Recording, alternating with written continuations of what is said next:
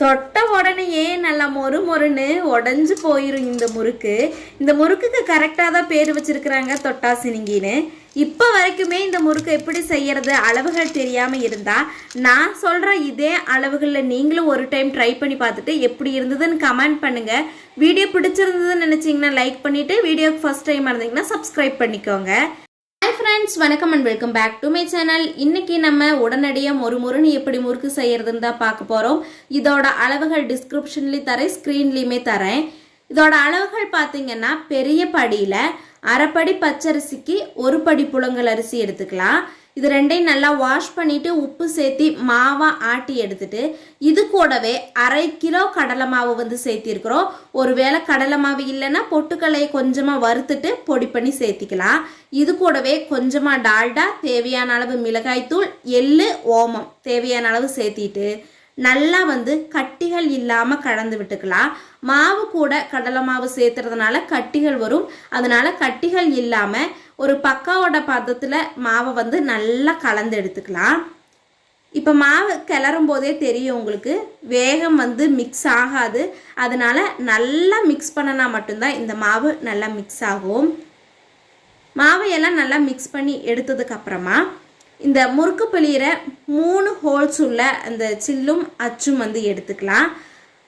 இந்த மாவு நம்ம போடும்போது கையில் எடுத்து போடுறதுக்கு பதிலாக கரண்டி யூஸ் பண்ணணும்னா வேகமாக வேலை வந்து முடிஞ்சிடும். மெயினாக இந்த முறுக்குக்கு இந்த டால்டா சேர்த்துனா மட்டும்தான் நல்லா பொறுன்னு இருக்கும். இந்த டிப்ஸை மறக்காமல் நீங்கள் யூஸ் பண்ணி பாருங்கள். இப்போ சில்லில் ஃபுல்லாக ஆயில் அப்ளை பண்ணணும்னா பிழியறதுக்கு கொஞ்சம் ஈஸியாக இருக்கும். இப்போ சில்லில் மாவும் வந்துட்டு போட்டு எடுத்துக்கலாம். எண்ணெய் நல்லா சூடாக இருக்கணும். நீங்கள் ரொம்ப நாள் ஸ்டோர் பண்ணுறீங்கன்னா ரிஃபைண்ட் ஆயில் வந்து யூஸ் பண்ணிக்கோங்க.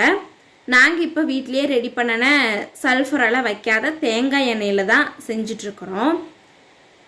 இந்த தேங்காய் எண்ணெயில் செய்யும் போது கொஞ்சம் சிக்கு வாசம் வந்து அடிக்கும். அதனால் ரொம்ப நாள் ஸ்டோர் பண்ணுறீங்கன்னா ரிஃபைண்ட் ஆயில் வந்து யூஸ் பண்ணிக்கோங்க. நல்லா எண்ணெய் சூடான உடனேயே முறுக்கை வந்து பிழிஞ்சு விட்டுக்கலாம். இந்த முறுக்கு பிழிஞ்சதுக்கு அப்புறமா சும்மா வந்து அதை திருப்பி விட்டுட்டே இருக்கக்கூடாது. ஒரே ஒரு டைம் மட்டும் ஒரு சைடு நல்லா வெந்த உடனே திருப்பி விட்டுட்டு நம்ம செகண்ட் டைம் எடுக்கும்போது முறுக்கு வந்து ரெடி ஆயிரும்.